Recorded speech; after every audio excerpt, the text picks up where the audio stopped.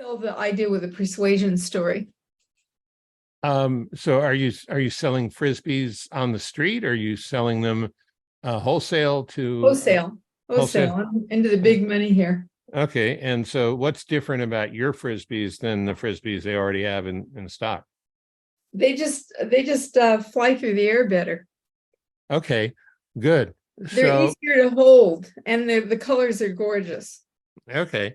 So, I mean, you might go into the buyer for Target or the outdoor store or the party store, the fun and game store, and say, when our team first came up with this, I wasn't too impressed. So I took it on a family picnic, and my daughter, who is 8, said, "Ew, this doesn't look like the frisbee we usually play with, Dad. It's really pretty, but it doesn't seem right." And I said, "Okay." And I walked about 30 feet away. I said, "Just wing it at me." And it had this beautiful arc. And she said, "Daddy, I like this better."